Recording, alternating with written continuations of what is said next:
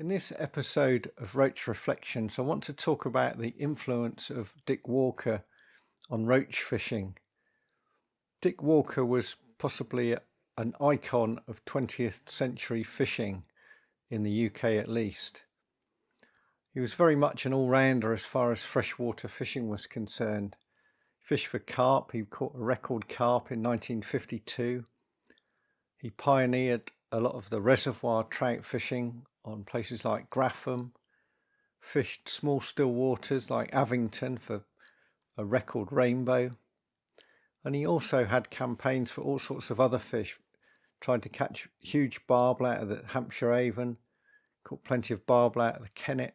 A lot of his fishing was on the Great Ouse, the upper Great Ouse near Beachhampton. He fished for big perch there, big chub, and he fished for roach. His fishing was often about campaigns after particular fish or types of fish. And one of those campaigns was after the roach in the River Bean. This was in the late 50s, very early 60s.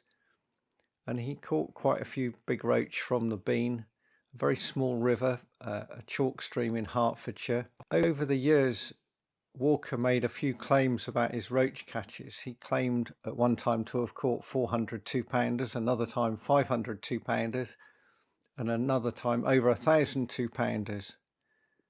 Were those figures true? Which one was true? It's hard to say. Tracking through the catches he did report on the Bean, he caught about 30 over 2 pounds with one of £3.4, his biggest ever roach in that 5 years. He caught one or two each from the Avon and Dorset Stour. I don't think he really caught a 2-pounder from the Great Ouse at all. He came pretty close but never quite made it. He had one or two spectacular catches from the River His, which is the little stream that gives Hitchin its name.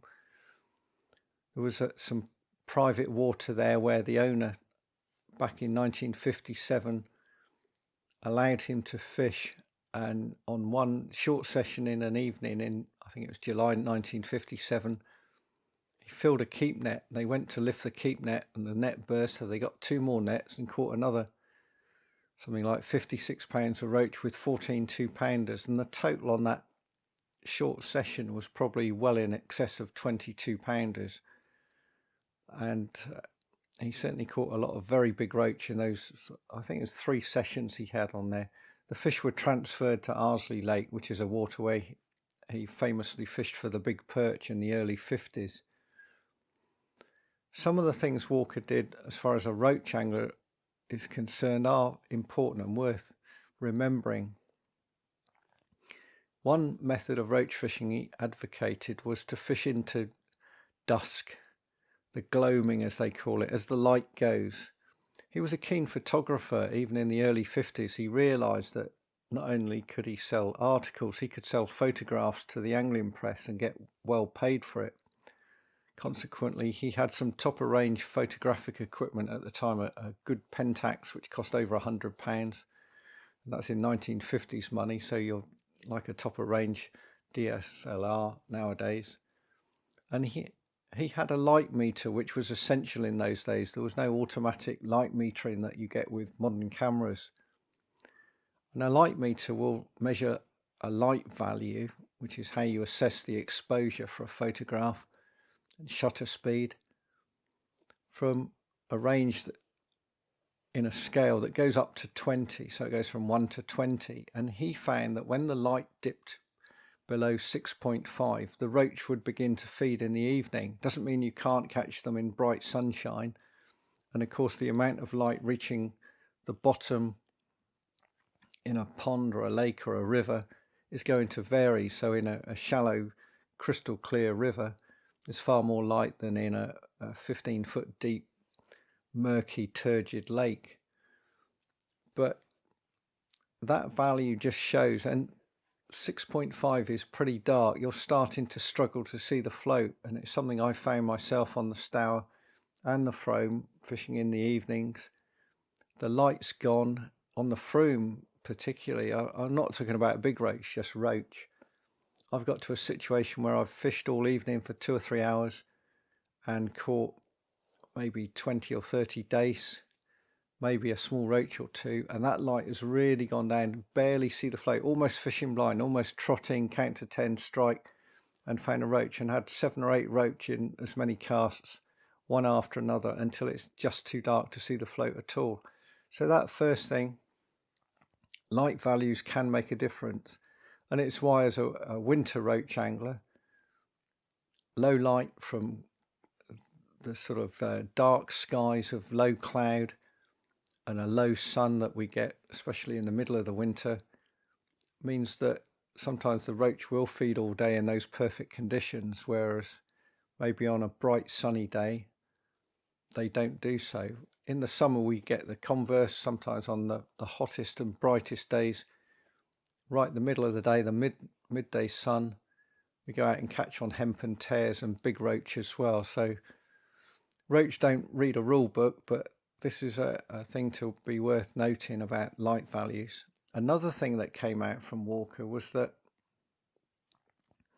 fishing on the Great Ouse up at Beachampton, it's not a very big river. It's a bit like the Upper Stour, really. Very weedy, big beds of bulrushes, what he called cabbages, which are underwater lily pads, which is a place where big roach often hang around because they feed on the snails that feed on those underwater lily leaves.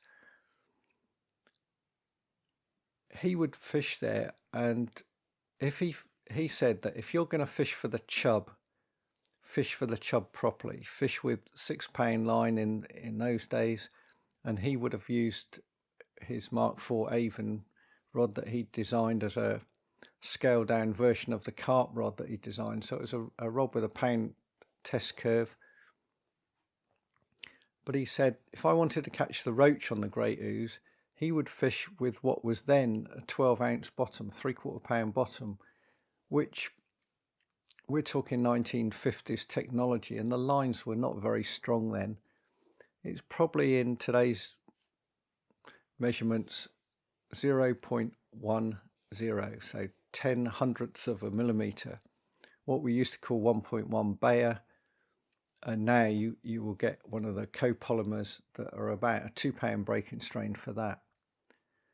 But he said if you fish like that for the roach, that's how you're going to catch the big roach, on that very fine tackle. If you hook a chub on that gear with all that weed and those snags, probably 19 times out of 20 you'll lose the big chub with the snags around. In open water you might well land that big chub. It's something I've done roach fishing on the Stour. I've hooked and landed 6-pound chub when I've been roach fishing, because for a start the rods are a lot better, the lines is stronger, though it's the same fine line. What he said you mustn't do is try and compromise. Oh, I know, I'll fish 3-pound line or 4-pound line, and then I'll fish for the roach with that, and then if I hook a big chub, I'll still catch the big chub. I've got a much better chance of landing the big chub, maybe 4 out of 5. He said don't do that, because now you're not going to catch the roach. You're still going to lose a fair proportion of the chub. Make your mind up. What are you doing? Are you fishing for roach or are you fishing for chub?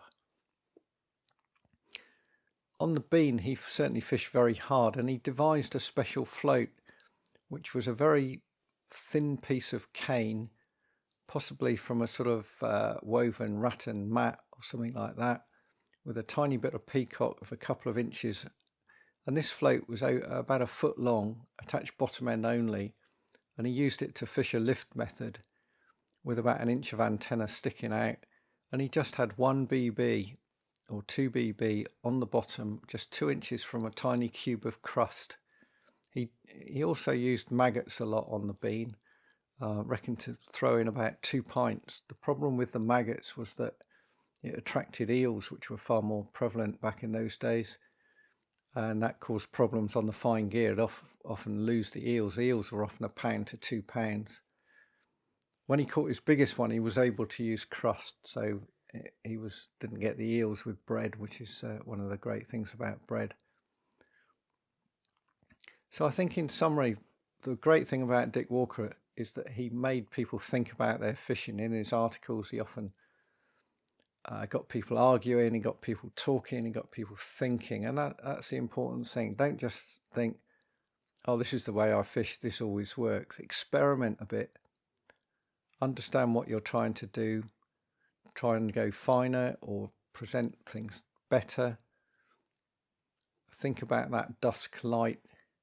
I've had the opposite myself in the morning light. A venue called Stowrpane years ago used to have some very big roach there, and I used to get up at 4:30, 5 o'clock in the morning on a Saturday morning and go up there and fish with casters with the mist coming off the river and catch big roach for about 2 hours and chub on casters. And as soon as that sun came over the hills, the fish would switch off, where they just vanished. And as far as I was concerned, it was a waste of time. And often I'd pack up about 8 o'clock and be on my way home, trying to avoid the summer holiday traffic in the days before Blandford Bypass was built. Please click like and subscribe. It's cheerio from me for now.